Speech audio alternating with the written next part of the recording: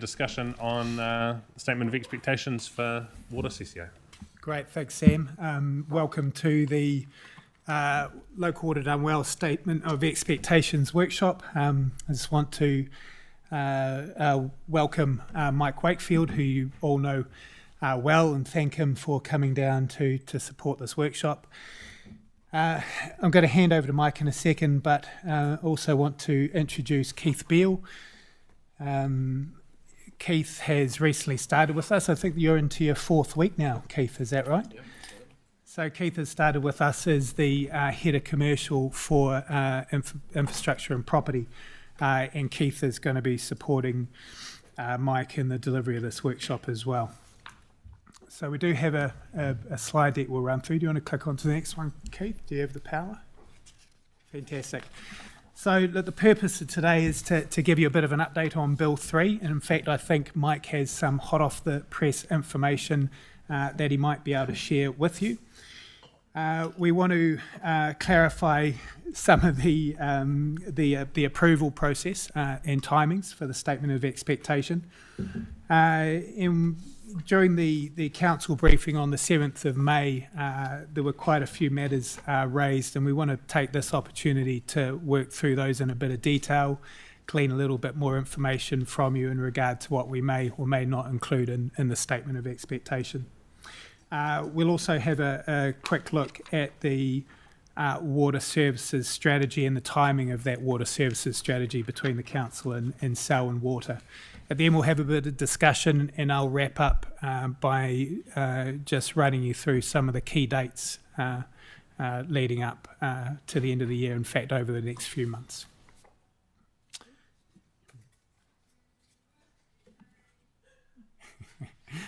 Okay, so at that point, I will hand over to Mike. Kia ora, everybody. I was hoping that background music might be a feature of your workshops here, but okay, very personal choice. Nice to see you all in person this time. As Tim said, I'm Mike Wakefield, partner at Simpson Grierson, based in Wellington, but I've travelled down here for this workshop today to be part of the conversation face to face. To start off with, and this was based on a suggestion that Julie and I talked about midweek, and Dom, of course, we thought we'd just do a quick recap on Bill 3, and in particular the Selwyn submission that was made on the bill when it was introduced into the House. I thought that'd be just useful just to give you a bit of an overview of whether the feedback that this council provided was accepted or rejected or not, and just leave you with a bit of an overall view of what the situation is looking like for the new legislation that Selwyn Water will have to comply with, and for councils who are still water service providers in their own capacity, they'll need to comply with this as well. The overall message is we do have a select committee report back on all of the submissions that have been made.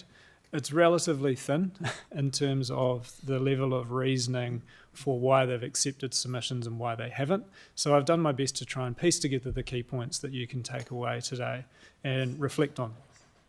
For those that aren't familiar or don't recall what was put in the submission, I've just put a few bullet points up on the screen there to just guide this particular conversation. One of the issues raised, well, the overarching issue raised was that this council thought, like many others, that the bill was too complicated and it needed to be simplified to make it easier for water service providers in the future. Select Committee hasn't agreed with that, purportedly. While not squaring up to it directly, the bill is still pretty lengthy. The Select Committee report back's about 400 odd pages. So it's not going to be a very easy regime to work with for any water service providers, at least in the initial period until we start to get our feet under the table a bit better. It also, and this is something that was raised in a number of submissions, it doesn't create a completely uniform playing field for all water service providers. There are going to be a different set of arrangements for council-controlled organisations, water organisations, versus councils who are water service providers through an in-house business unit. The complexity comes from the fact that if you're a council doing it in-house, you have to comply with the Local Government Act as well as this new legislation, but if you're a CCO, you're just looking at this legislation. So you've got a clearer division where you have got an organisation who's taking that lead role. On the bullet points up on screen, green is good, orange is okay, and red is no change based on what the submission sought. Selwyn made a submission seeking to clarify some of the transitional provisions, and that has happened.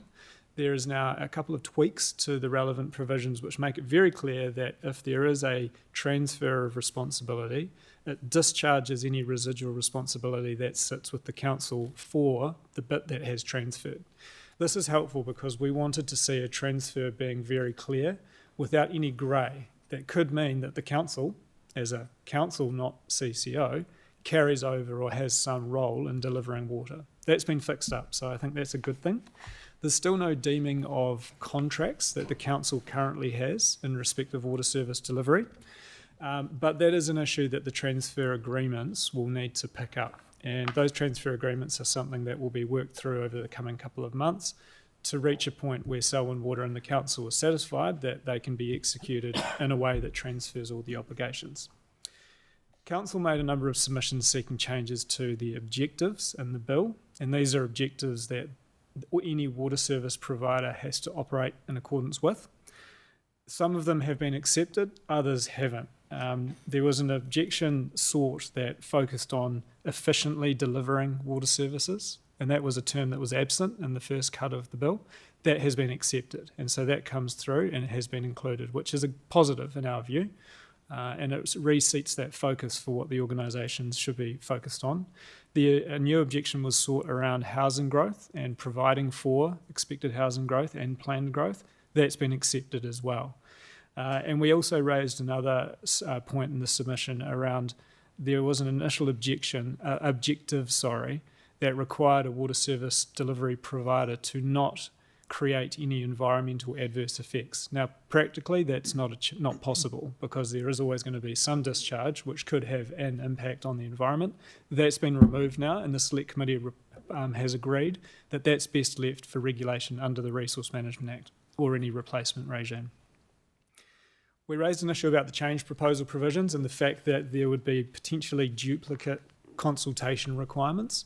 That's been removed now. So the implication there is the council's already consulted, it's made a decision to stand up Selwyn Water, and you're now expected to give effect to that decision. There's no additional consultation requirement. I'll come back to this point at the end because there is an extra round of consultation that has been introduced through an amendment paper. Improved clarity with CCO role, governance and planning.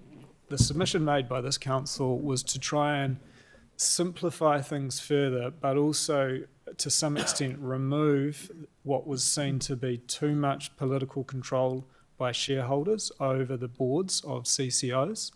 The Select Committee has made some pretty firm comments on this, and they've said no, by design, this as a policy construct was not supposed to just be a complete copy and paste from the Local Government Act. The Select Committee and the government wants to see these CCOs as different from other CCOs under the LGA, and so they have retained, through the Statement of Expectations and the Water Service Strategy, provisions that provide for council shareholder control to a higher degree than what we see under the Local Government Act. And I expect we'll talk about that later in this presentation as well.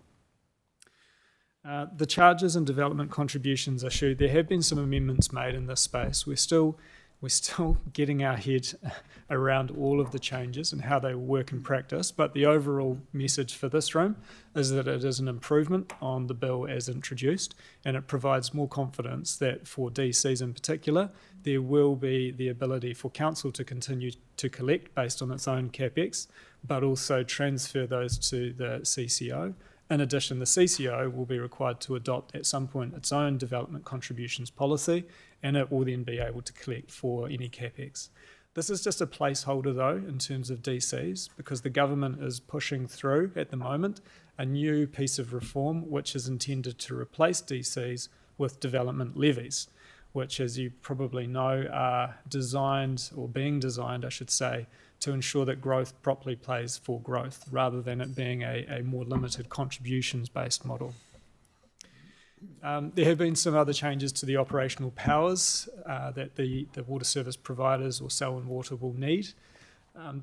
While we made some submissions seeking that the access to land provisions in particular were changed, The Select Committee said no, we don't think that's warranted, but they have improved it to at least some extent by putting the burden, shifting the burden from the provider side to the landowner side if there is any concern about access to land. So that's another example of a positive change which the submission's been able to generate.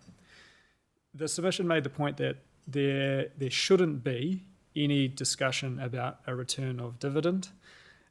The Select Committee has said no, we want this provision to remain, even though they accept that for the next 10 to 15 years, it's most likely completely unrealistic to expect a return of dividend. But they've included it in there on the basis that they see this provision or the potential for a return to encourage efficiencies in terms of water service delivery. So that's where things have landed on the key points raised in SDC's submission. I thought I'd just touch very quickly on two changes which have come in through amendment papers over the past 2 days, one of which is really positive. And for those who aren't familiar, when you look back at your consultation document, Council consulted on the basis that setting up a CCO would involve the transfer of strategic assets to the new company. That would normally require a full long-term plan amendment process, but because the consultation was all done at once, there's no need to go and consult separately on the need to amend your LTP. However, there was no provision which completely removed the audit requirements for the LTP the council would be required to do. That has come through in amendment papers that were introduced earlier in the week, so that there is a cost and time saving there for the council that means it doesn't need to do a specific audit on the LTP.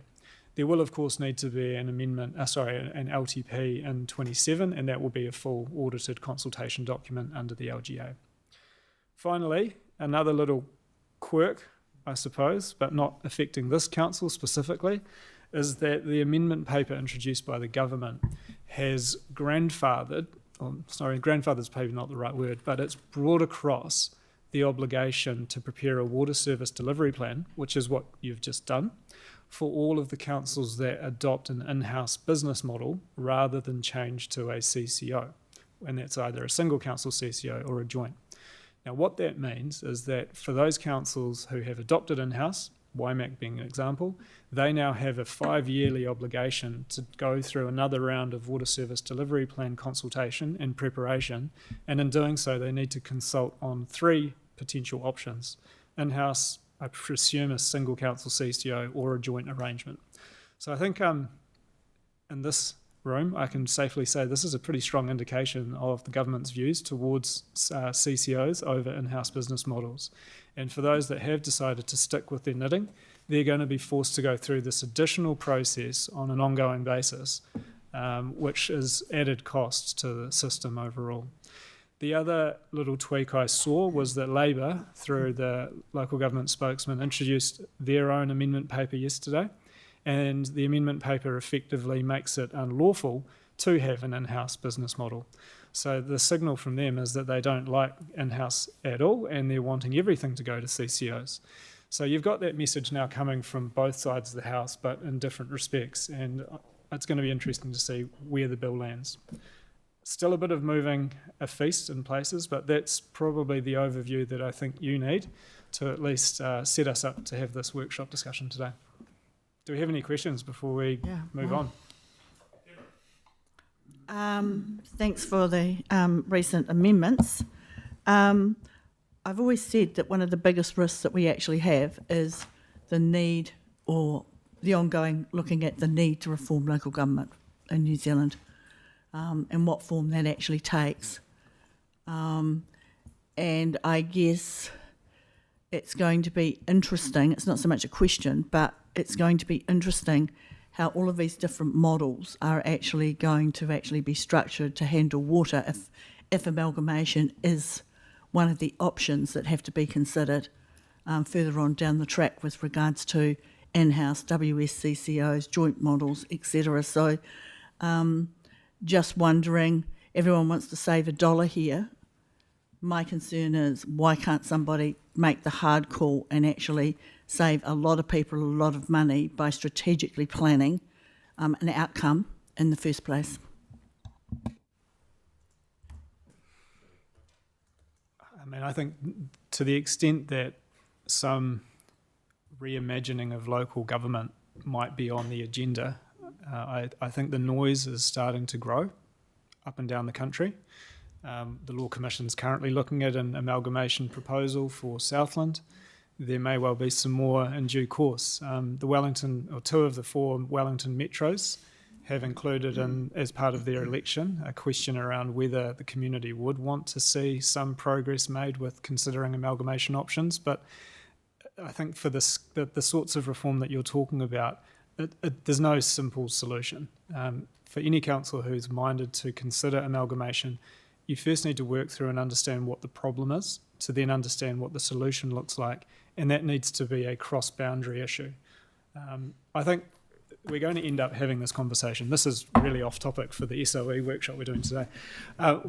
We are going to end up having this discussion if we do see the government bed in its replacement RMA reforms. I think that's going to be the first step that really triggers a regional type of discussion around what local government looks like. But for now, we're working in this patchwork of legislation which doesn't sell or tell one single story around how services should be delivered.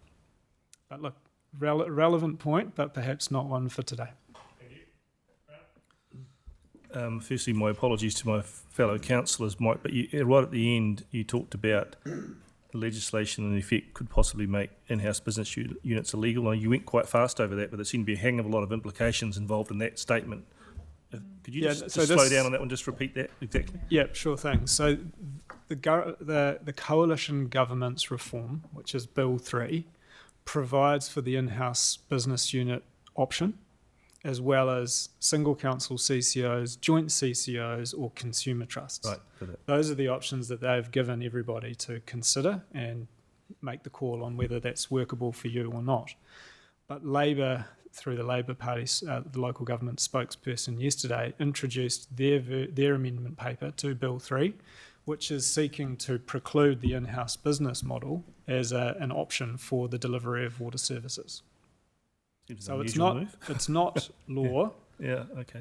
It's only their suggestion for what needs to go into the bill, but the implication would be that you are left with CCO or consumer trust and not in-house business.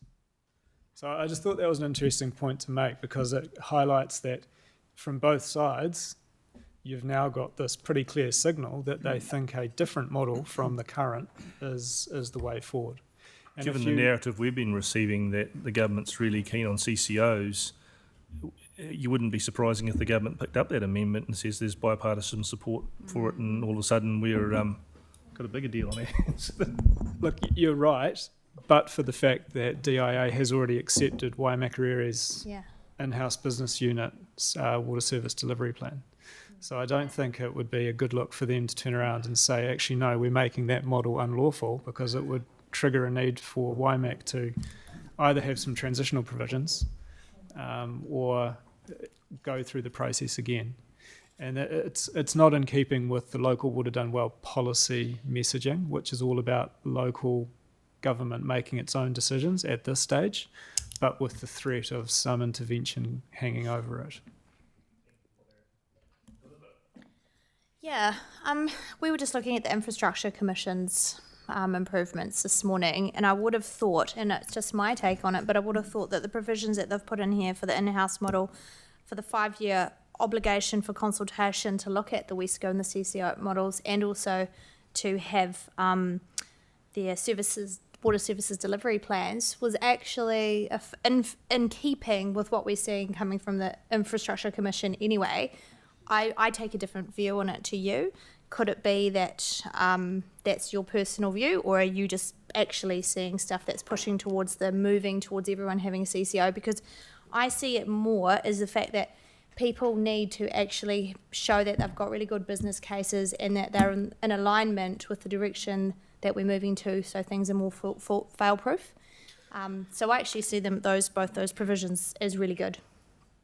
I mean, I think from a government perspective, if you've got a lack of confidence or less relative confidence in an in-house business model versus a CCO, then this is perhaps their response to that, to say, yes, you can have that model, but we're wanting you to go through a 5-yearly review of that model 100%. Through a water service delivery plan. Mm-hmm.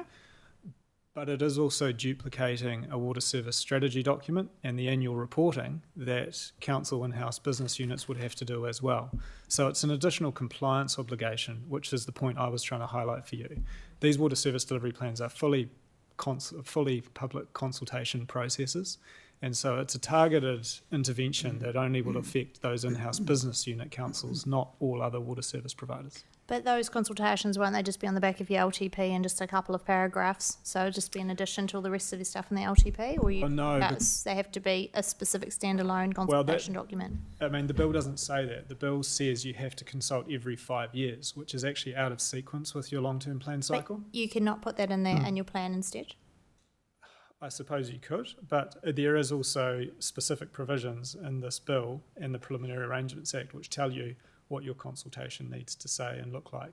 You could try and align it with your annual plan, but in some respects it's more comprehensive than your annual plan because you don't need to consult every year on your annual plan. It's only when you've got your significant and material changes that warrant that. So there will, I expect, be standalone water service delivery plan consultation in most cases. Yeah, I guess I'm seeing it from the view that, as you said, that we're already aware that a lot of the councils that have gone in-house, well, I guess not all of them will potentially have the capacity financially to reach some of the milestones once the legislation comes through with where the water services are required to be at. So I think that just creates that opportunity so that we are future forward thinking and prepared for those changes. Yeah, well, I think the notable change is that under the PA Act, which you've complied with, the obligation was to consult on at least 2 options. So your in-house existing model and then another option, which for your council was a single council CCO. That's changed, and so when the future consultation happens for these in-house business unit councils, they'll have to include 3, which inherently means they have to look beyond just their district and try and find a partner and consult on that option. So it's another way to try and, I guess, encourage collaboration through that future forward-looking exercise that you talked about. One last thing. Is there no provision in it for the CCOs to have to go out for consultation to go back to 2 options as well, to potentially say, well, this model isn't working, and let's look at whether we go back to an in-house model? There's nothing that requires that, but if the shareholders reach the view that they want to add extra shareholders or change the shareholding, there is a specific set of provisions that addresses that form of proposal. But no hard obligation. It's very much for the shareholders to determine. Thank you.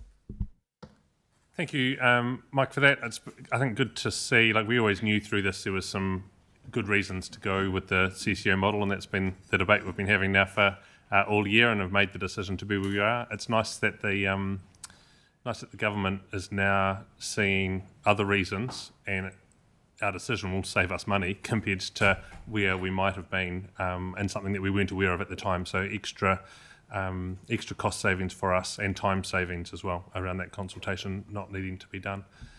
Thank you for the update.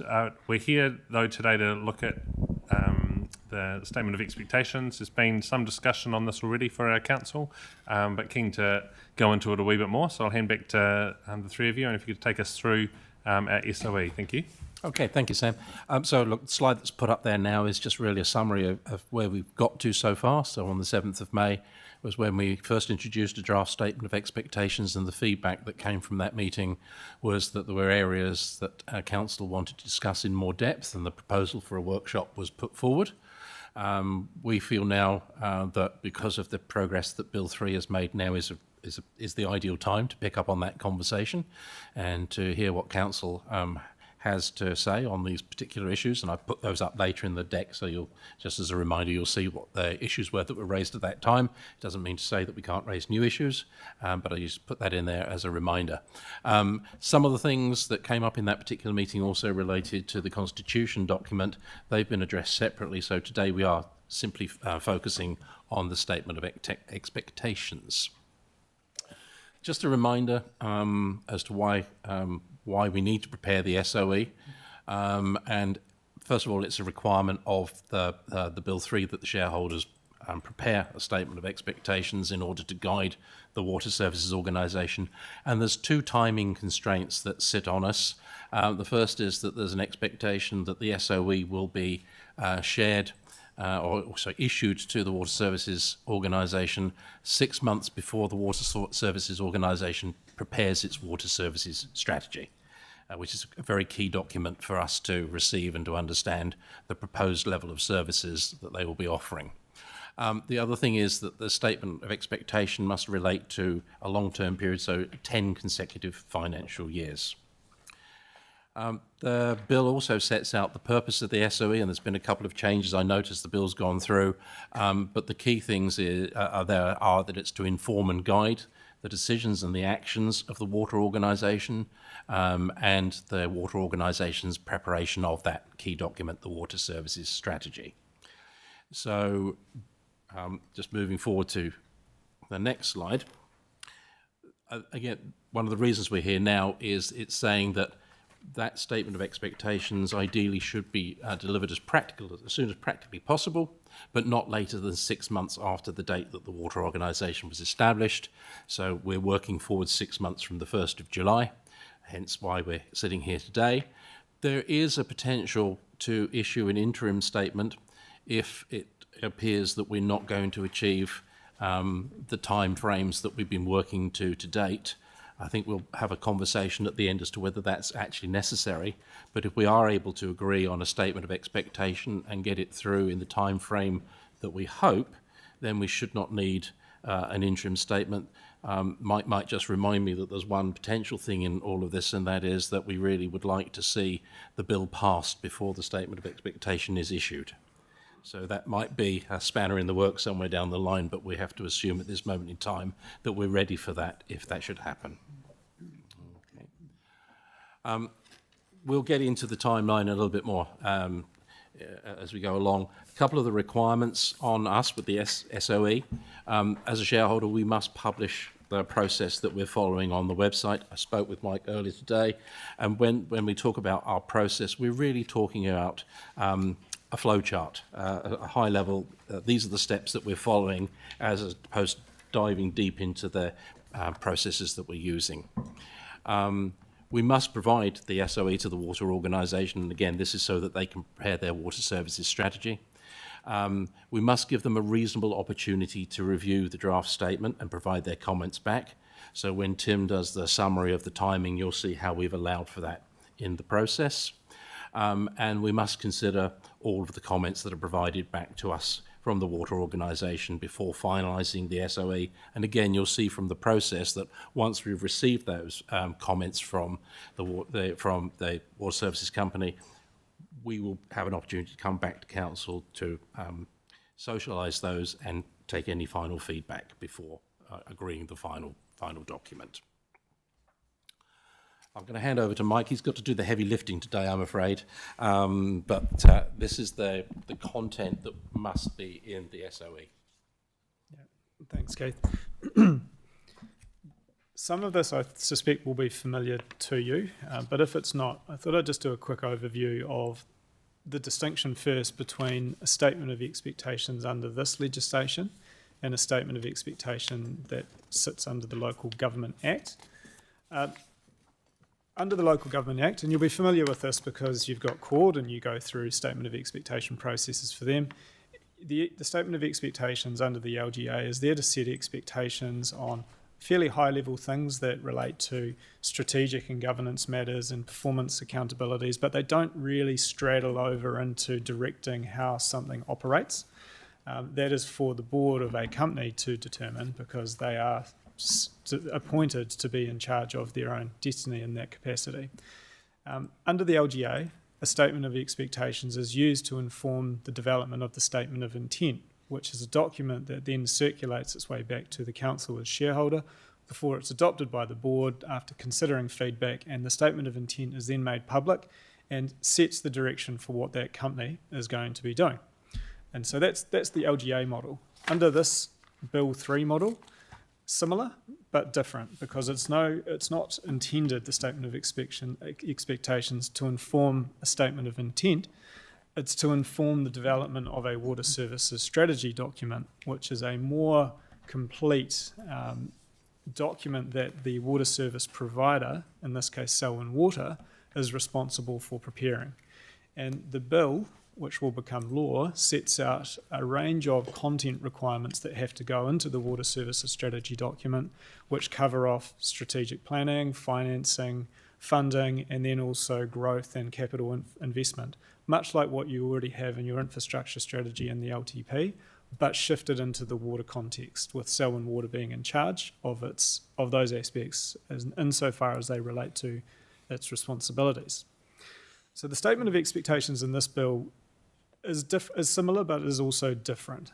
It's a little bit confused in places in the bill as to what this document in fact means and the purpose it plays. For example, in one of the clauses, it talks about the purpose of the statement of expectations being to inform and guide decisions and actions of Selwyn Water. But then in another provision, it says that Selwyn Water must give effect to a statement of expectations. And so there's a little bit of an inconsistency going on there. But the overall message is it's an important document that the shareholders are responsible for developing, that provides for the shareholders some ability to say, here's what's really important to us as a shareholder, and here are the things that we want you to focus on as you go through your exercise of preparing the water services strategy. On the water services strategy, there will also be opportunities that the shareholding council can preserve for itself to have some input into what that strategy document says and means in practice. So this is step one, the statement of expectations. It will then flow into the development of that water services strategy document, and at both points in time there'll be opportunity for a sharing of feedback and views from the shareholder to the board and vice versa. I think that's quite an important point to make here, because we've seen this across the country when councils are making these decisions on whether to set up a CCO or not. It's almost as though the conversation's being approached as though there's a competitive type stance being brokered or positioned. That's not really the way we see this working. This is a process where the council, having made its decision, should want the CCO, Selwyn Water, to be set up with all the tools and all the resources it needs to be able to deliver this critical lifeline service for communities. And so we want for the constitutional documents, the foundational documents, and these two accountability and governance pieces of work to really sing on the same song sheet and work in tandem, so that the shareholders setting really sensible and clear direction that the board can then act on. And in that respect, it is a relationship piece as well. This isn't a case where you should be trying to eke out wins from the board and vice versa. I think there just needs to be a coherent story that's told, and the statement of expectations is hopefully going to be discussed today with that mind or that view in sight. So here, we went off piste again, but I'm bringing it back, don't worry. We're here to talk about the mandatory content. The key change to the bill post-submissions is that the mandatory content no longer includes the strategic priorities for the board.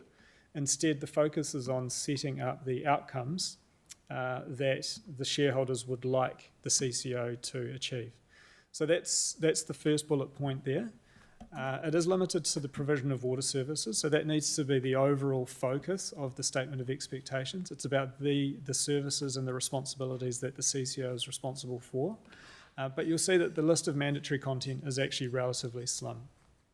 We've got the outcomes, which can be as high level as we would like, but also perhaps diving into some more specific outcomes if they're considered to be appropriate. Requirements in relation to resource management planning and land use planning. I think this is an important one to just conceptualise as well, because the council is still retaining all of its Resource Management Act planning authority role. So you'll be responsible for making decisions on plan changes. You'll be responsible for initiating plan changes, although not right now, given the government stop order, unless there's some exemptions you can rely on. But looking ahead to the new Resource Management Act framework, the way that seems to be tracking is that we'll have a regional spatial plan process. This council will be part of the decision making on what that regional spatial plan looks like. And if we're taking that view of what regional spatial plans are focused on, they're about setting up a framework for 30 plus years worth of growth and development. With that in mind, it's quite sensible for your Selwyn Water CCO to be working up a plan that delivers on that growth strategy. So in terms of requirements relating to RMA planning, you'd expect to see a direction or expectation that there should be a high degree of alignment between the council's existing plans and strategies and where Selwyn Water will be investing to support growth that this council wants to see unlocked or supported. There's then two other bullet points, one of which requires Selwyn Water to act in accordance with any statutory obligation that applies to the shareholder. Now that will be where there's specific legislative requirements that attach to Selwyn District, but if not, there's some scope to include some specific points that the shareholder feels they want to highlight. And then the final bullet point on this mandatory content page is that the SOE must include information that the Selwyn Water organisation must include in its half-yearly report. Now this is left pretty open-ended, and I think it's best for officers to work with elected members to understand and develop an idea of what sort of information you would want to see come back on a half-yearly basis from Selwyn Water. What are you looking to? What are you wanting to measure them against? And what are you wanting them to keep the shareholder up to date on in terms of how their plans are progressing and how they're delivering on some of the other high-level expectations that you might set?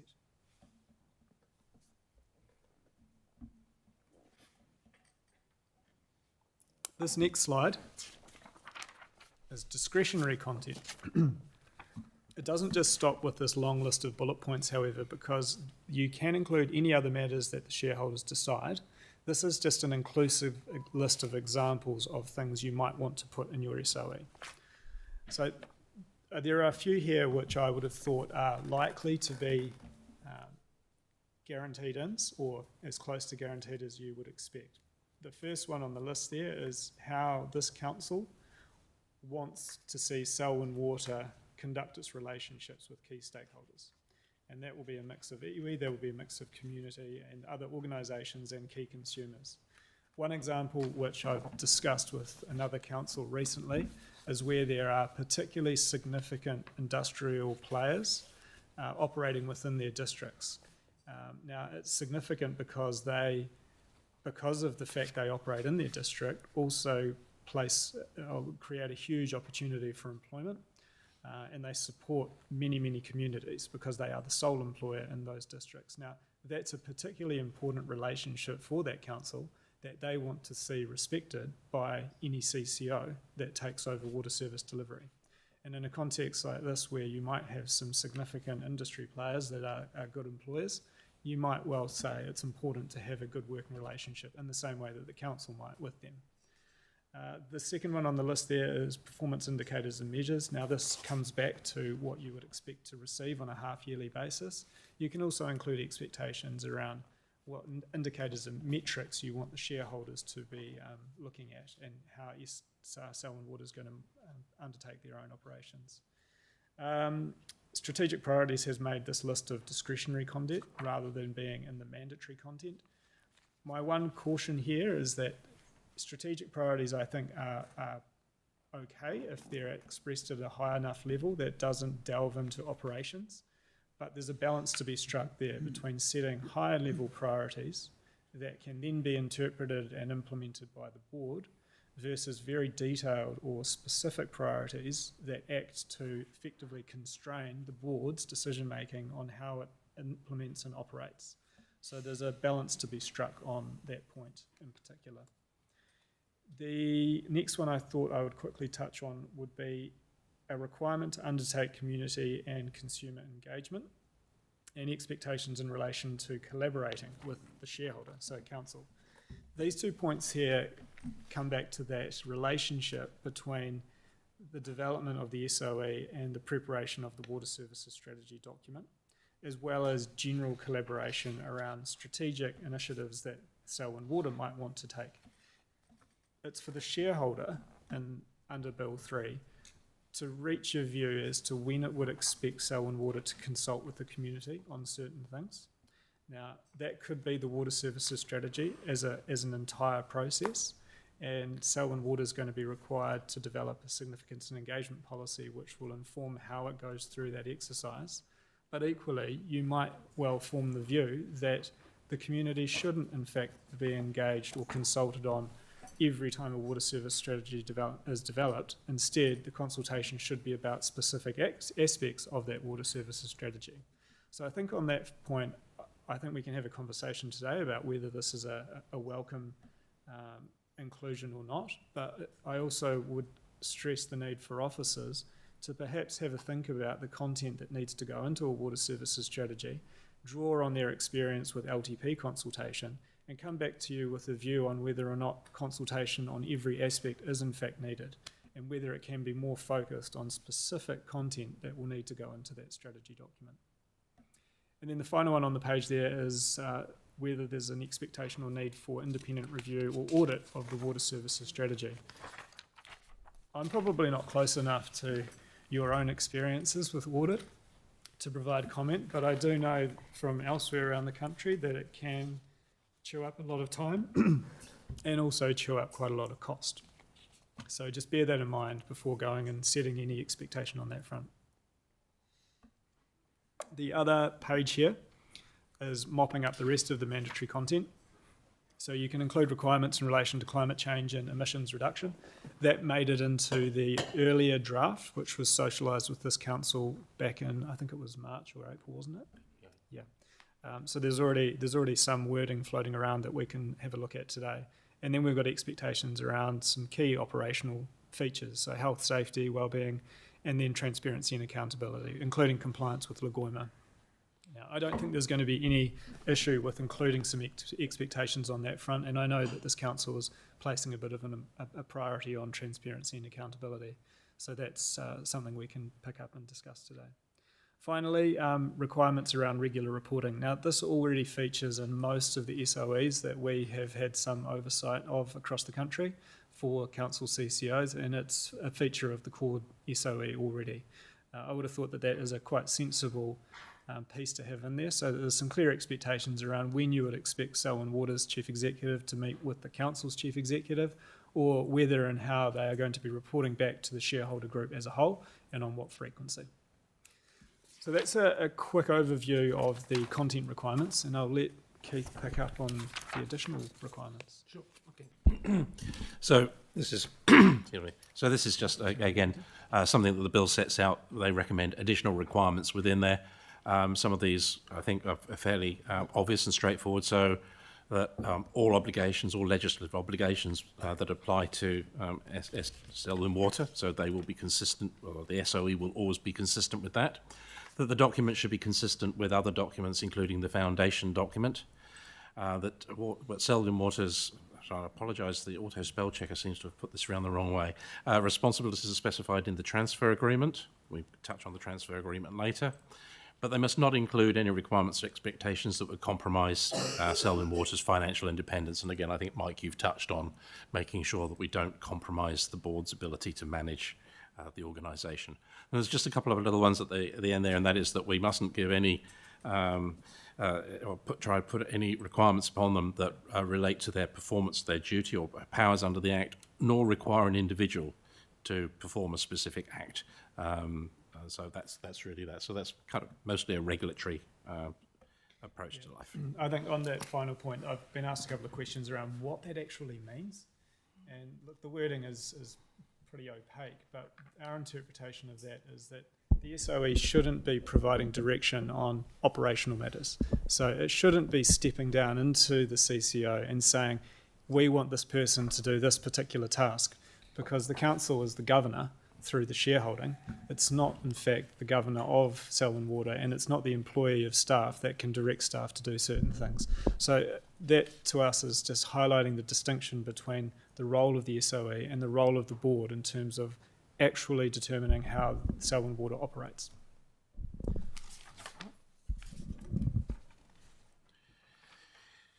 So I spoke earlier about the list of matters that were raised during the 7th of May briefing. We've just put them up here as a very simple bullet point list.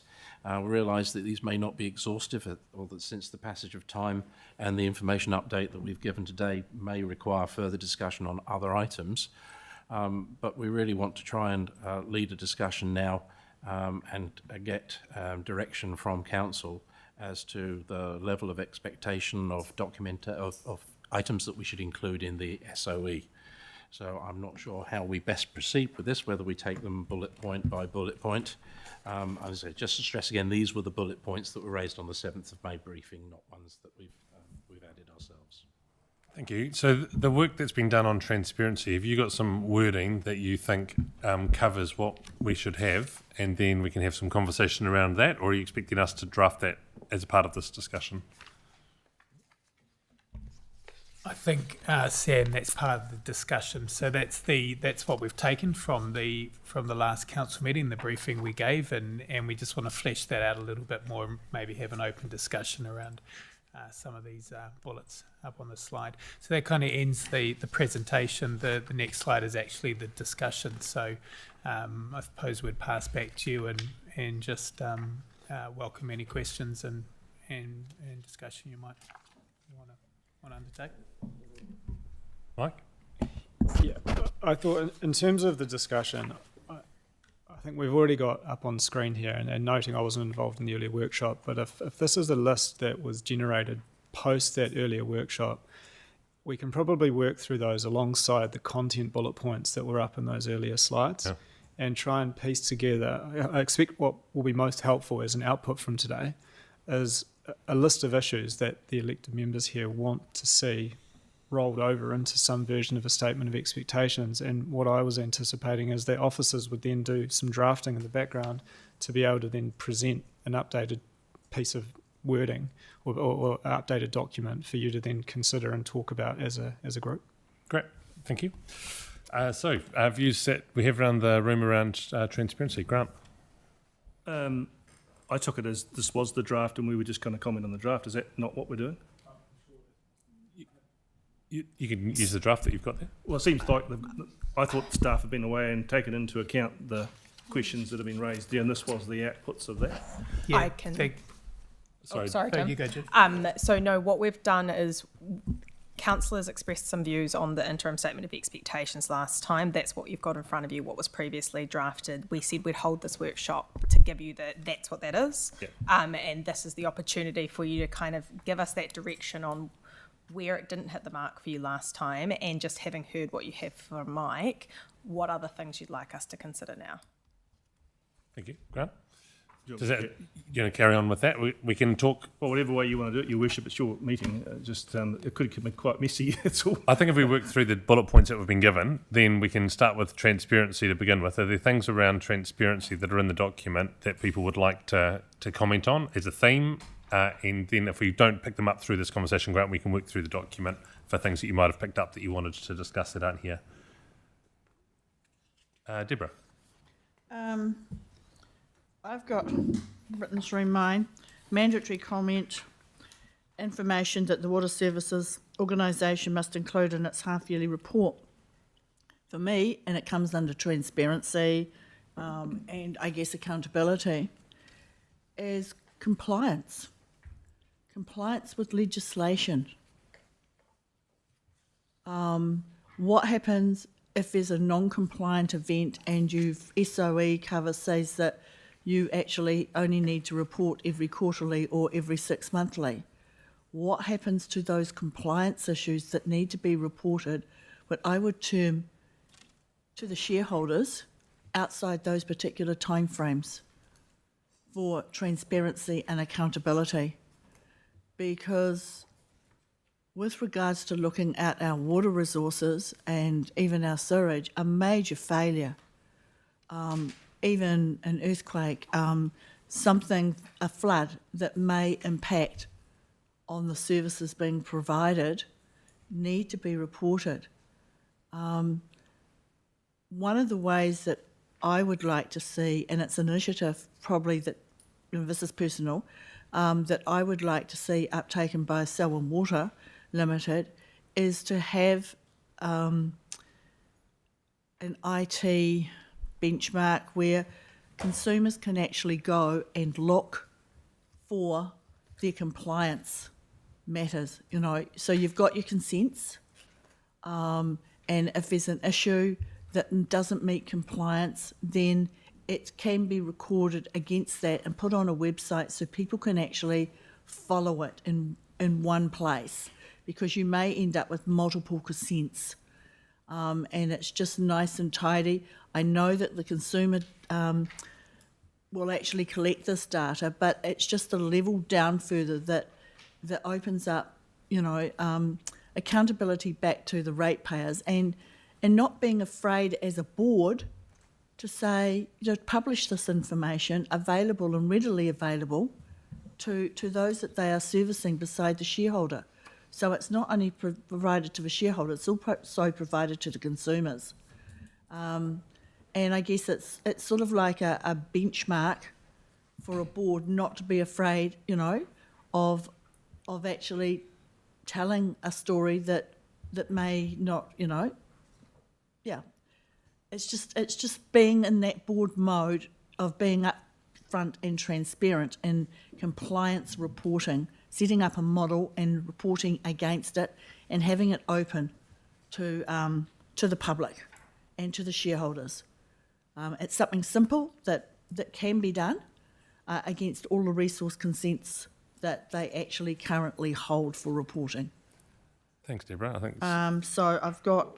before we move on, can I just check with councillors in the room as to how you'd prepared for this piece? Because if everyone has prepared based on what was previously circulated, then it might make sense to work through the document that we've already got. If everyone's prepared based on the slides that were circulated for the briefing, then we'll do it based on the slides. So if I could just check what's your preference as the meeting?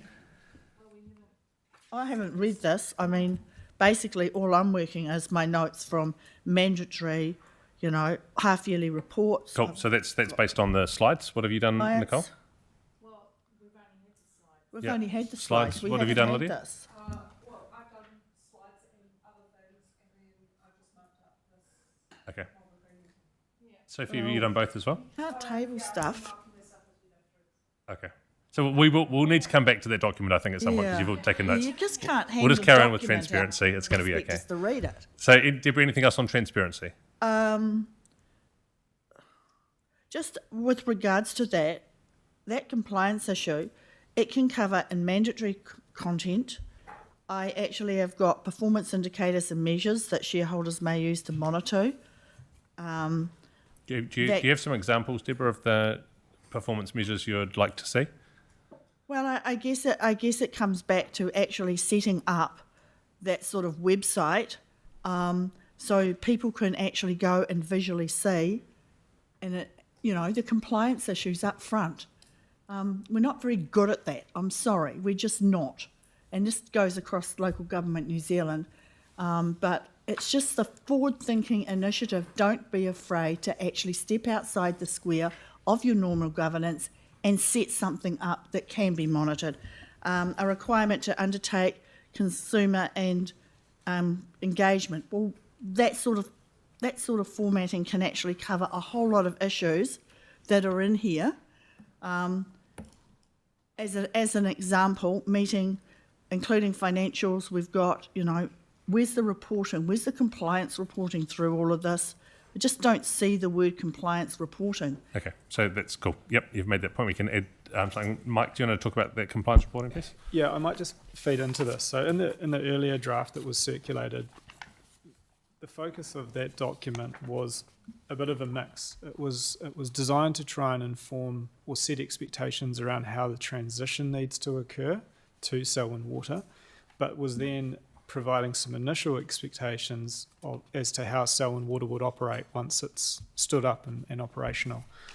In the initial list of transitional expectations, there was one point which I think comes close to what you're talking about, Deborah, that says design operations so that we'll comply with regulation developed by the Commerce Commission and Taumata Arawai, which is the water services regulator. I think what you're talking about is something slightly broader than that. You're wanting for them to report back to council on their compliance with regulations developed by ComCom and Taumata Arawai, but also to report back more broadly on their own obligations to comply with their existing consents and permits that they've received either from this council or from Environment Canterbury perhaps. And you're wanting them to do that in a more public way, so on their website. Yep. Is that right?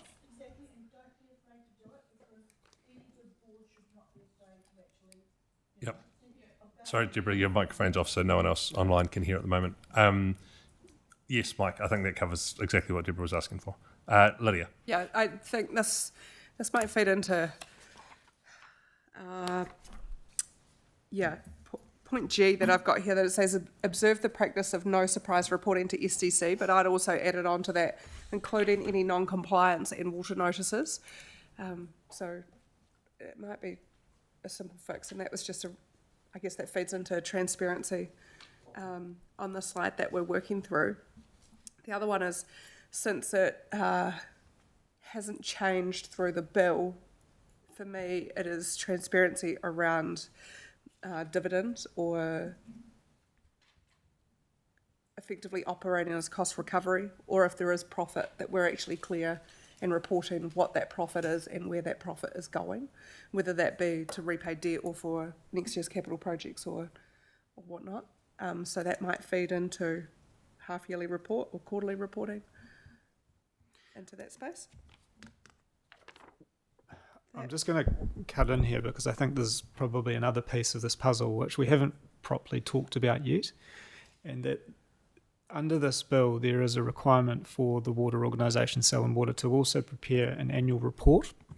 The annual report will in fact be providing a lot of this information, but through a specific report that the legislation requires it to develop. So I'm just sort of mulling over how to best present this back to this group.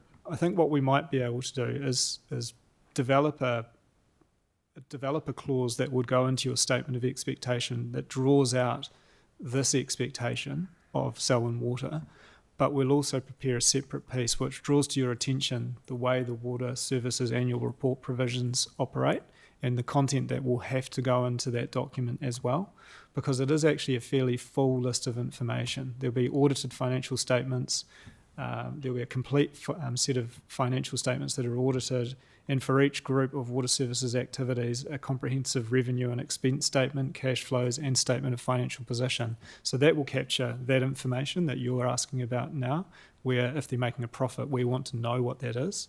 That will already be included in that separate document, so it might not need to be a specific expectation that you set through this particular piece of work.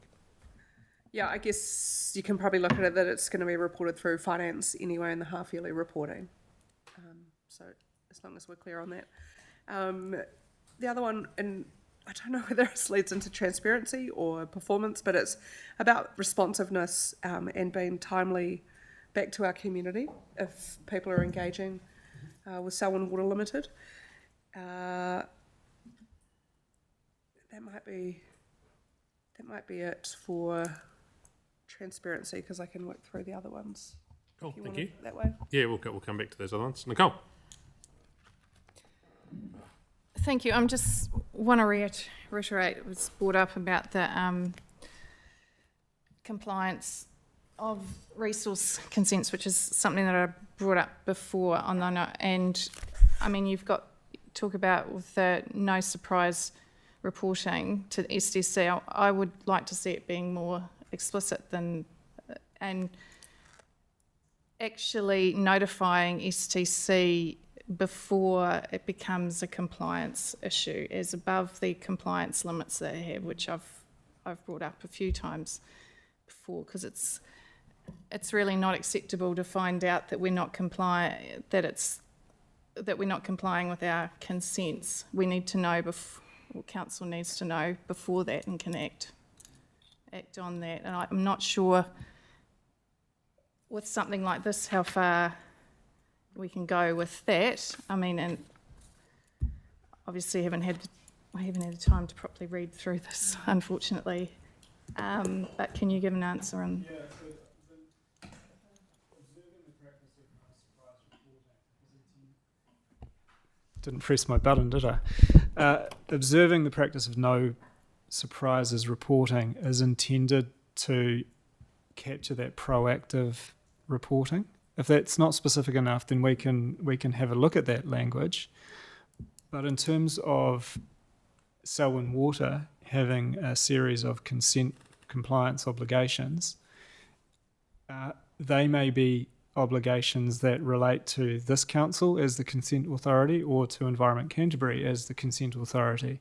But in either case, I think you're fair to say if they identify any area of non-compliance, they should be putting you on notice of that, as well as a plan to ensure that there is compliance and how they might rectify that. So that's what we intended to mean through the term no surprise. That language is generally used elsewhere in SOEs to capture the proactive reporting that is expected of shareholders of companies.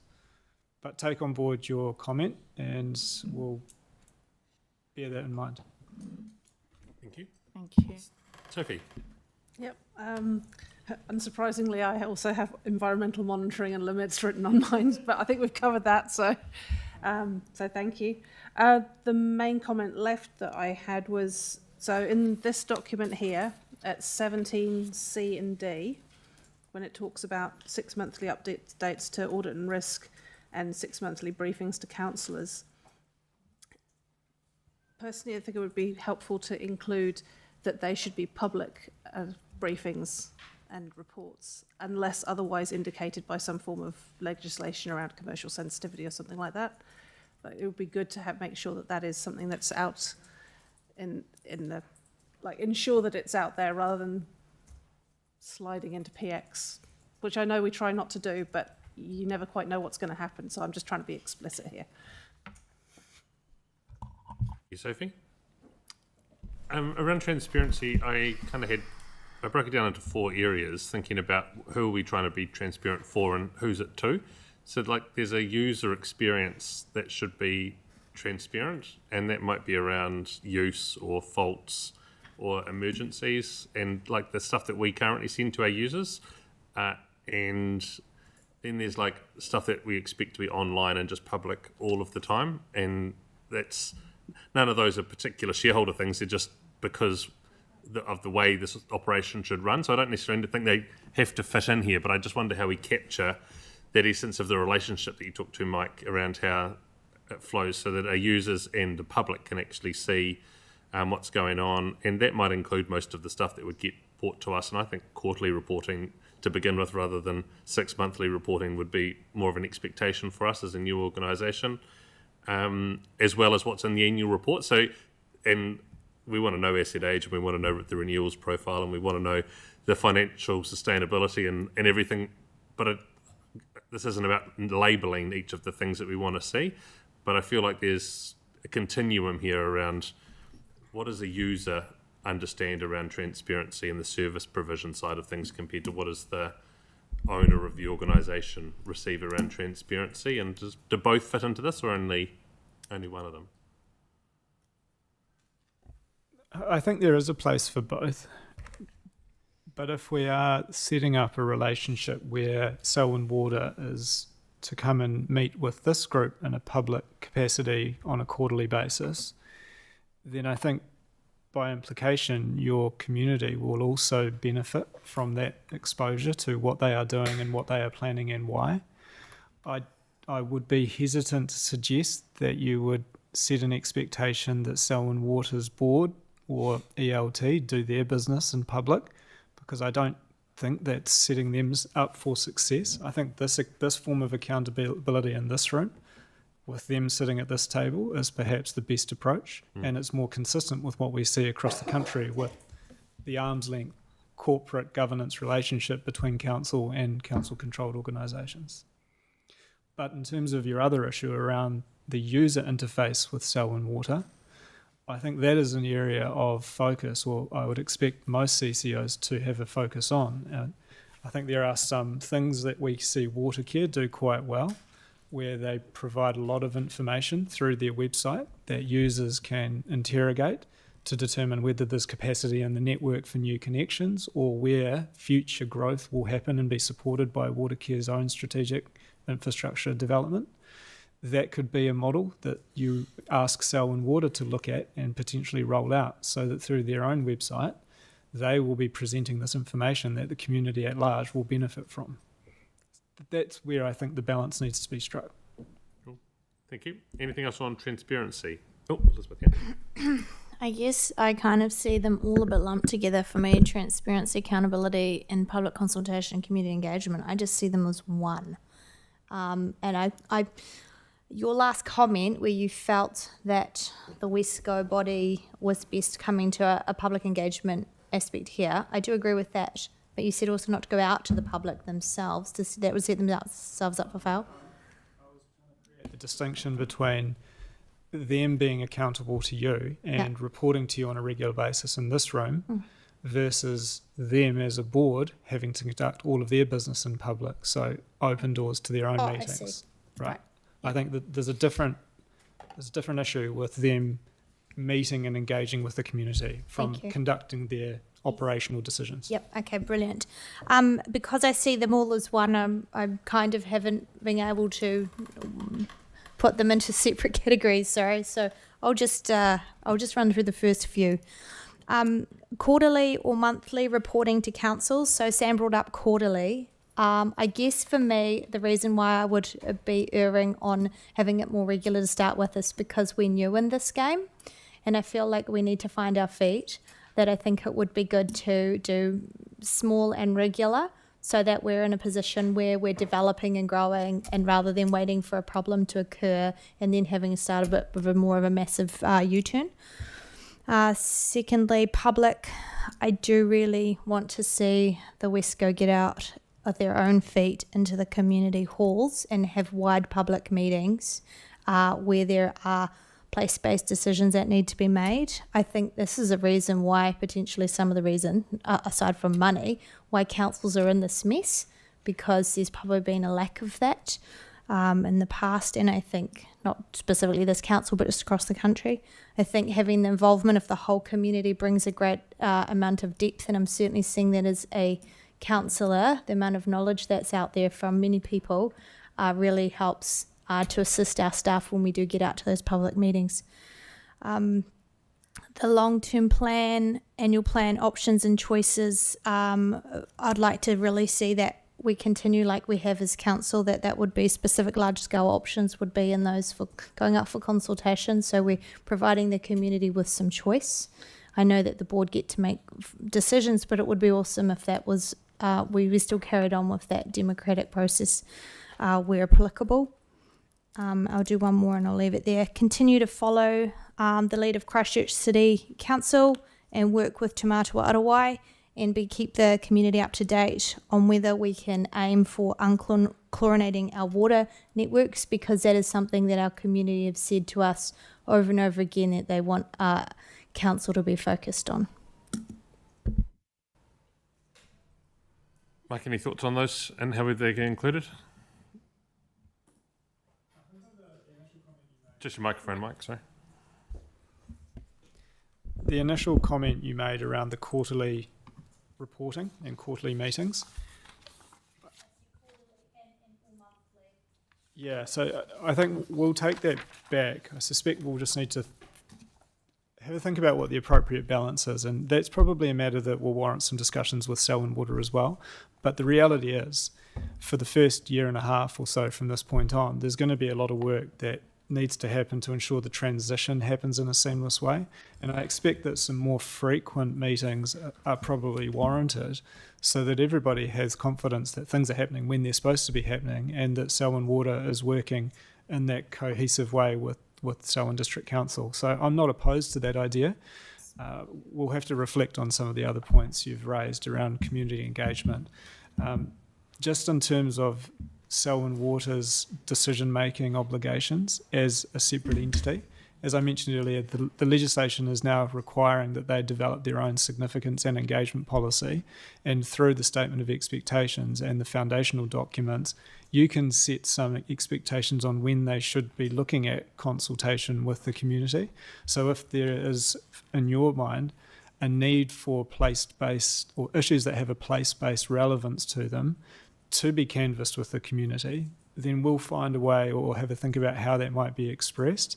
but it should be in a way that doesn't make it mandatory for them to consult in every situation, because if they develop a policy, it might well be best approached as the significant decisions will warrant consultation, but the low-key business as usual might just involve a targeted email or some mail drop or something like that, which is a low-key form of consultation, as you'll be familiar with yourself. Thank you. Grant. As this process is going on, Your Worship, I'm starting to get sort of concerned that we're making it increasingly difficult for these chaps at the end of the table to get any sort of document out of door, because we've got so many different competing ideas. Like, for instance, just Elizabeth's, suggestion that we go to monthly reporting. Well, next I might say, well, I'm really supportive of 6 monthly reporting. It becomes unworkable. And my view probably is, I wonder whether we shouldn't focus on saying this is an interim statement of expectations rather than a full, which would allow a bare minimum or a sort of a base document to be produced, which would allow to be refined as it goes on, because we're in danger of really wordsmithing this to death and creating an unwieldy and unworkable piece of work for these guys down here, really. So, we're having this afternoon, on the request of councillors, to provide an hour and a half, 2 hours to actually go into this level of detail. So we're only going to get a draft out of this that will then be recirculated, and we can then go through whatever that document looks like well before it's finalised. And as Mike said, there'll be some conversations to and fro the entity itself as well around what sits in here, and our expectations and the deliverability of it as well. So there is some, this is certainly only a step in the process. Sharon, and then Mike. Sorry. You're on. I was doing it earlier. Let's go. Yep. Thanks. I think that this the statement of expectation is for a defined period of time, is it not, Mike? In terms of there is initial one and the following year. So when you think about it, that it will be a maturing of the organisation. When the team brought the first outline to you, that's reflected that, but councillors asked to come back for more level of detail. I guess, Grant, I agree with you in terms of pragmatism. The first year of the SOE functioning needs to be at that high level, and then perhaps the future councils, as things evolve, may wish to have something more explicit or changes, and certainly as legislation cements itself more clearly. But I guess the question is, and some of the information staff have also provided, is about what is best governance practice for councillors as governance. And Mike, you might just want to speak to that a wee bit more. I don't have too much to say, but I think it's important to note that the role of the shareholder council here is to have enough of an understanding and sufficient understanding as to its operations that it can then set some expectations if it thinks things need to be improved. And as Sharon pointed out here, that this is a new enterprise we are moving into. Coming back to the frequency of reporting point, and just the comment that was made before that you're giving us an impossible exercise at this end of the table, I don't think that's the case. The document that we've worked up in the background and is currently sitting with you is going to need to be changed because of the shape of the legislation having moved on. So it won't look the same as what it has been presented to as it is now. The content requirements, for example, are one thing that has quite clearly shifted. That said, I do think that this document, as the first statement of expectations that this council will be delivering, should have a focus on gearing up Selwyn Water and transitioning so that it's a functioning organisation.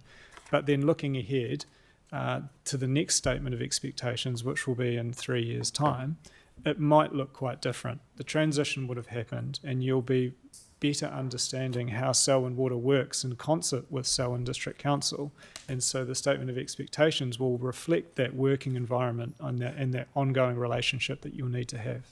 And at that point, as you've noted, there may be no need for 1 month meetings or 3 monthly meetings. There might be a longer cadence between your meetings, but with some other reporting obligations in the background that provide you with an ongoing information flow from Selwyn Water. We don't yet know how it's going to look, but that's fine. We'll figure this out as we go. My reading of the document that I have in my hand, the draft document, it almost needs less, not more, on the reverse. Like if you go to section 5, sections A and E are basically the same question. So you could amalgamate that into one to start off. On item number 7, asking that we develop an emissions reduction plan. You can't develop an emissions reduction plan until you get your base data on what your emissions are for your first couple of years of operations. So you've got to wait and understand what your emissions are. Then go on to the pages which are 16. The first number A is manage operations in accordance with the company constitution and all relevant legislation. Then down in J, you're asking to ensure health and safety. Well, health and safety is relevant legislation, so you're doing it twice. On bullet point D, maintain strong governance, independent governance, which is the same as H, ensure best governance practice. So there's a lot of double ups which could be taken out and make it a more streamlined document in my view. One of the things that Keith did, which I thought was a stroke of brilliance, Keith, actually you said it was a spell check issue. The name of the company, given what you've said today about the potential for other people to amalgamate, having a brand Selwyn Water Limit doesn't lend itself to amalgamating with other people. So something like Water Services Limited would be a much better brand to start ourselves with, rather than getting a whole lot of stationery and branding under SWL. Have we really thought hard enough about the branding? Thanks, Grant, for those comments. On the final point, there has been some work that Tomuta was looking at around name, and very cognizant of not being a particular location and what might need to be done in the future, being able to be transferable.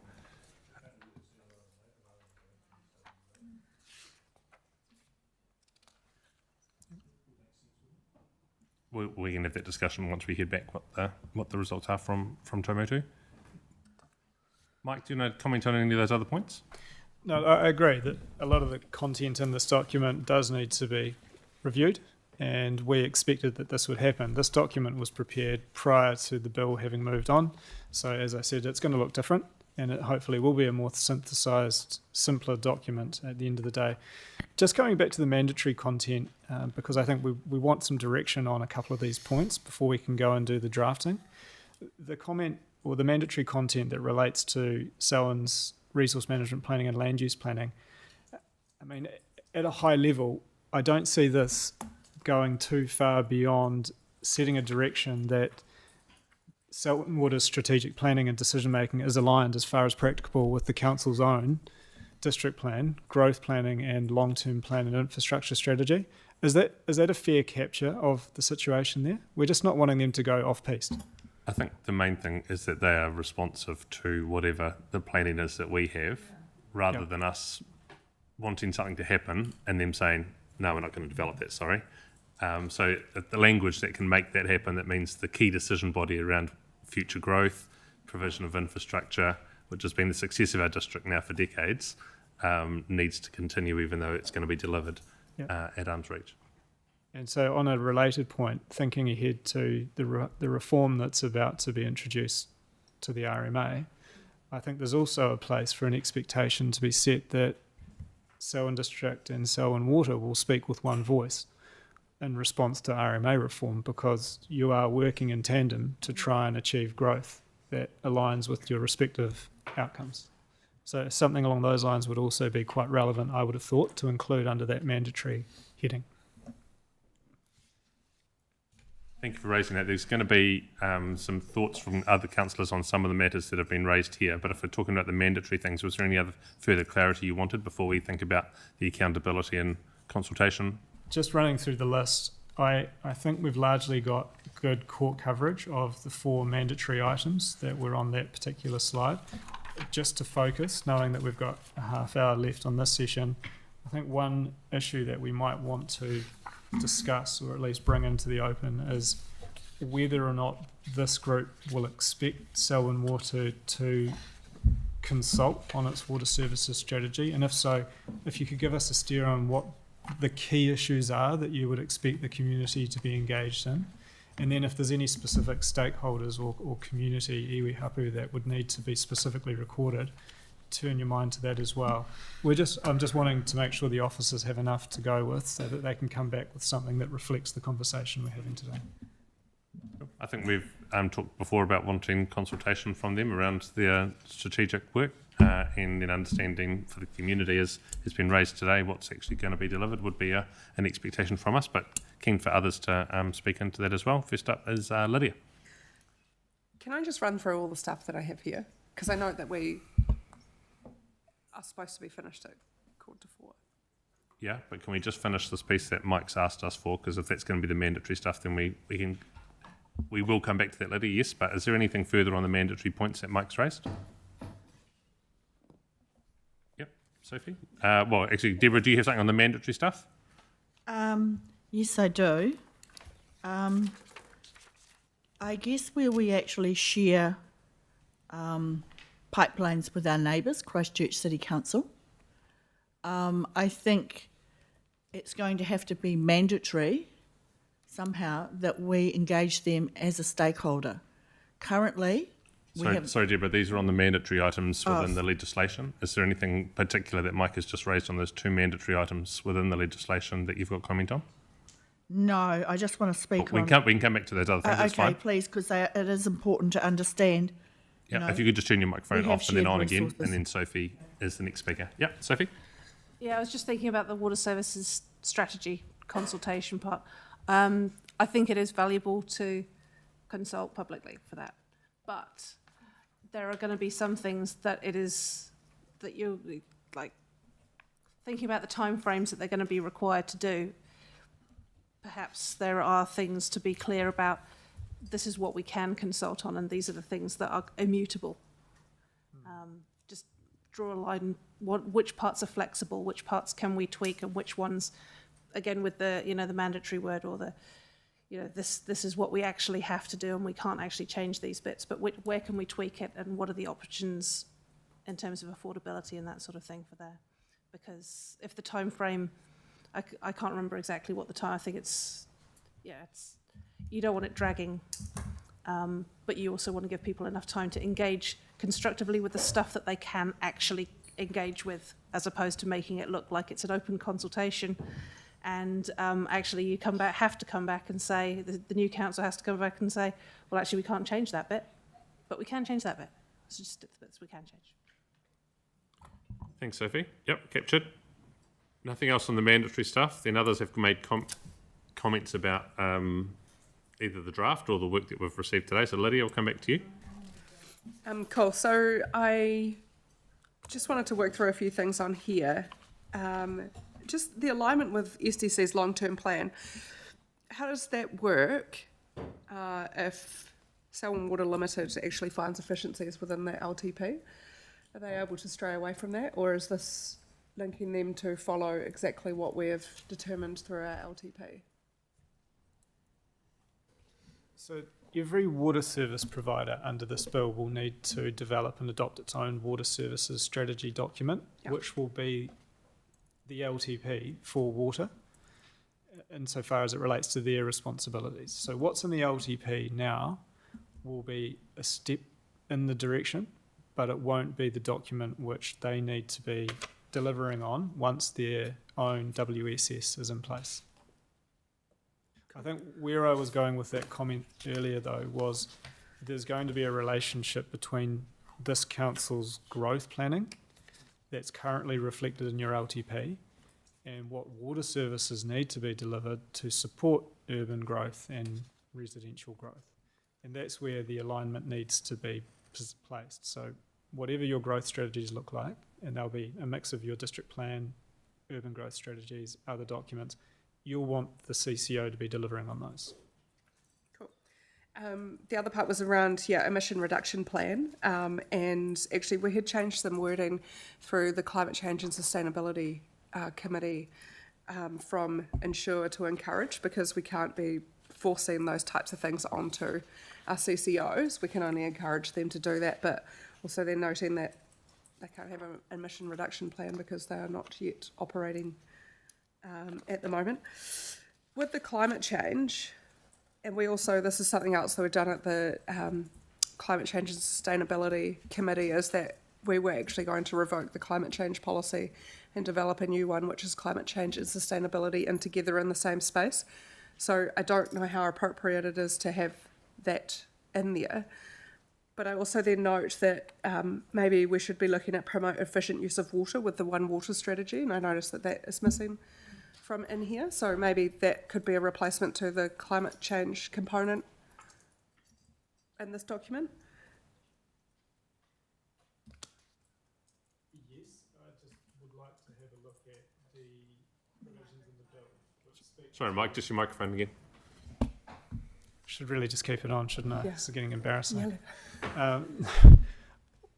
Before doing that, I think we should go back and have a look at the content in the bill, because there's already an objective that requires water service providers to deliver their water services in as efficient way as possible. So we don't want to necessarily duplicate what's in the legislation through this exercise. So let's just park that. We'll make a note and come Yeah, back sure. to Yeah, that's totally fine.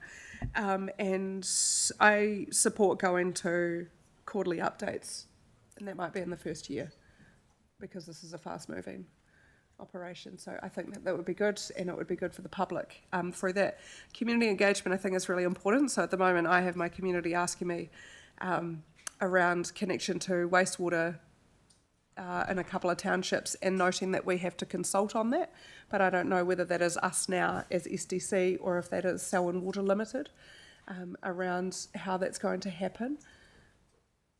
So I think that having community consultation is really important in that space. I don't know how appropriate it is at the moment to have our procurement policy listed in there. Are they going to develop their own, or are they going to use ours? Through that space, and some of that comes into the climate change through that procurement policy.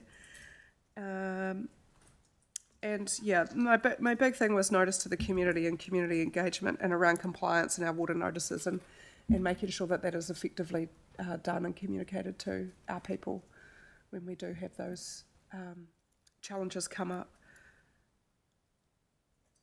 And that might be it on there. I did bring up at the last meeting the community advisory panel for discussion, and it wasn't really discussed that much between us as councillors, but it was my thought to try and gain some, I guess, trust with our community that Selwyn Water is operating well, and the fact that our response from the community through consultation probably wasn't very positive. How do you see that operating, just out of interest? I guess it would, be an appointment basis. I think I'd brought up that they could have oversight into, maybe the quarterly reporting. Maybe they could be present for that. And just, I guess it's around information sharing and making sure that gets out. I think that we can be very guilty of saying that information's there, but it's really hard to find. And our community necessarily don't see us as being transparent, and we know that the information's there because we know where to look, but they don't. So I guess I'm trying to fix something that I feel is a little bit broken. Yeah, look, it's an interesting suggestion, and something that would probably be best to take back and have a think about. But I wonder whether timing is a question here. I don't think we want to place too many of these new obligations onto Selwyn Water when they're just getting set up and getting things underway. But maybe at some point in time there is a role for an advisory group of some extent which can help Selwyn Water with preparing and publishing information that is meaningful for the community. So you could perhaps have some interface then to inform how they go about achieving the transparency that this group is wanting to see.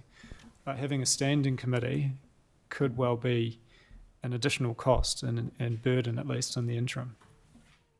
Yeah, I don't know whether people, I don't see it as a board of directors or anything, but it's just that other arm in that, and I see where you're coming from, and it's good to have the discussion, because if it's had here and it's noted, then it's something that will hopefully follow on in the future or for discussion once set up. Cool. We'll hear from our final three speakers. I've got the Peter is here with Rachel as well for police up next. So if you've got any other thoughts on the matters that are in front of us, you've got the 6 bullet points, you've got the work that you've done on the draft that was previously circulated. If any comments on that to finish up today. First up is Sophie. Yep. I just want to quickly say thank you for this, because we did ask for a briefing session, and as usual we're doing a lot of talking, but it's really good to do that. So thank you. Just looking at the things that were on the board there. So we've mentioned a couple of times around baseline data to do with emissions. These aren't new assets, so I'm presuming that somewhere we do actually have some sort of data around what their emissions are. I'm not going to go checking that right now, but I'm just saying if we've got it in there, then potentially somewhere through the work that's already been done at council, we already know what the emissions and whatnot are for the wastewater treatment plant and so on. In terms of things like the procurement policy and even how something like a community advisory or engagement panel would work, I'm just wondering whether that is something that could potentially be part of the consultation on the water services strategy, because then we're actually asking people how they would like us to do it. Would you like us to procure in the same way consistently across council and the WSCCO? And when going forward, you want us to engage, we're not deciding here and saying, this is the solution we're going to give you. We're going, these are different options. Do we make it targeted? So for instance, if it's to do with connecting to Darfield Pipeline, do we do one around people who are particularly interested in environmental monitoring, but not necessarily make it a standing committee where you get people who potentially are volunteers getting stuff thrown at them, that it's, there are different ways of doing it. And a bit like with Grant, I'm worried that we're trying to throw too much in right now for something that is an entirely new organisation. Thanks. Draft document, section 4. Selwyn District Council's expectation is the water will be delivered in a manner that's efficient, financially sustainable, high quality to benefit Selwyn residents both now and into the future. Nowhere in this document can I find a reference where we actually have shared services with our neighbour Christchurch City Council. We have 2 lots of shared services. One we're proposing to probably long term not to take up and transfer it to the Pines, and that's Taitapu. The other one that we actually have open, which is viable for emergency management operations, is the open pipeline that we've established between Christchurch City Council and through to the Pines. We have agreements, and it's important that we recognise those agreements because they work both ways. And nowhere in these documents is there any mention of those agreements with our neighbours, recognising that we have those shared services, and where we've put pipelines in the ground, for me, it's important, cost-saving measure in emergency management, that they can be used or utilised temporarily to manage environmental matters, etc., strategically going into the future. And sorry, I can't find anything. And I would like recognition for the board to understand that we actually do have those agreements with our neighbour. Cool. Thank you, Deborah. And Elizabeth. I'm just going to go through quickly my last few things on here. Some of them are sort of questions as well. So you talked about the next statement of intent is going to be in 3 years' time. Is there an opportunity for us to update and modify or even discuss the SOE as required on an as required basis, given that we've got people saying leave stuff out, and some of us are like, if we leave it out now, we don't want to wait 3 years to put it in when it's something that might be really applicable and be required within the next 3 years. So this isn't the last conversation on this before it's finalised. This is to help a draft be presented back to us for finalisation. Okay, cool. That's a question. Are we able to look at the statement of intent between now and 3 years' time? Yes, because it's not decided yet. This is just feedback during... Yeah. I'm saying once we've agreed to a statement of intent, after this briefing, we've agreed to a statement of intent whenever it happens. An interim review, you're asking? Yeah. Or are we able to, as a council, call for a change or an amendment to the statement of intent at any time is required. So the obligation in the Act is to prepare and adopt and provide it to the water organisation 6 months before it's required to prepare the water services strategy document. So that's why the timing slide that Keith talked about earlier had this first SOE being developed this year, Yep. with the first water services strategy document for Selwyn Water by July next year. And then the 3-year cycle starts again, but there is nothing here that says you can't adopt or amend your statement of expectation, but the time at which it bites is to inform the next water service strategy document. So I think that's where there's a place for the transitional content which we were talking about, because this is a first document which is designed to inform how Selwyn Water starts to operate, and over time it may need to be updated to reflect the different environment and different relationship that develops. So I'm not foreclosing that opportunity. I'm saying to you that it is possible, but for now we're focused on getting the first document right. Yeah, but no, I guess that's really important for us, because otherwise we're going to ram it with everything we want if there isn't those opportunities to keep growing and developing and modifying. So I think that's where you build into the statement of expectations enough about the working relationship between the shareholder and Selwyn Water, that through the ongoing dialogue you'll have, you'll be informing the way they do their business progressively. That's my hope anyway, and we'll try and document that. Does that need to be documented in here so that we've got that flexibility within this current statement of intent? Then? I think Sorry, Mike. Just Elizabeth, if you could just say things that you'd like put in here, Okay. and staff can consider all the feedback that they've received today, Okay. and then we're going to get the second chance to look Right, at the well document. that's one. To set up organisation to be able to receive information issues relating to the Westco direct public feedback and reporting. So that was kind of touched on today. But yeah, we need to know that the community, when a pipe bursts, they've got someone to ring. Readdress the current method of defining affordability, the original affordability model that went out to the Commerce Commission, as it said, at $124,000 household income a year. I have concerns around the affordability for our pensioners and low-income earners. Work to have a strong focus on a prudent financial management.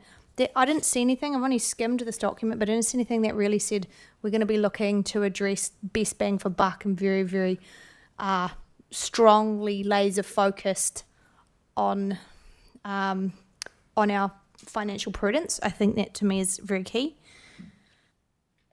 And comprehensive assessments and business cases to ensure that the money's well spent. Well, that's part of what the infrastructure strategy came out this morning from the Infrastructure Commission, that those priorities need to be focused in here. A strong prioritisation of projects supported by the community consultation on affordability.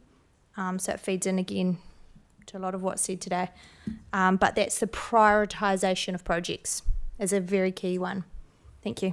Cool. Thank you, Elizabeth, and thanks for all the contributions that we've had so far. One last thing that I think we do need in there is something that explicitly says explore efficiency and partnership opportunities with other water services providers, so that there's an expectation that there will be some conversations about future improvement of the system as well, and that's sort of in line with your earlier comments, Mike, at the start of today's briefing and workshop. So thanks, Mike, for being here. Tim, do you want to just talk to when we hear back on this and when might we receive an updated draft? Yeah, thanks, Sam. And thanks, Mike, for lending us your expertise at the workshop. And thank you, Keith, as well. So we'll take the information from the workshop today. We need to submit that to Selwyn Water Limited and get their feedback as well. We'll bring that back to this council on the 27th of August in draft format. So you'll have another opportunity to provide us some feedback on the 27th. You'll have a further opportunity to provide more feedback as well before we look to make a final decision at the 17th of September council meeting. So fair bit of opportunity for us to take into consideration the feedback you've given us to revise the draft document. You'll see it a couple of more times before we ask you to make a decision. Cool, thank you. That concludes the public session for our workshop today. Thank you, everyone. Just, Sam, just before we knock it on the head, just let me quickly just touch on a couple of other key dates over the next few months. On the 27th of August, we'll also be bringing you the transfer agreement and draft, and then we'll be looking for approval of that transfer agreement on the 17th of September. Also on the 27th of August, we'll be briefing you on the any LTP amendment. On early October, early November, we'll be looking at briefing the new council on progress in regard to local water done well, including that LTP amendment. And then most probably in November, we're looking for adoption of that LTP amendment. So they're the key dates coming up through to the end of the year. Thank you for the heads up. Ta.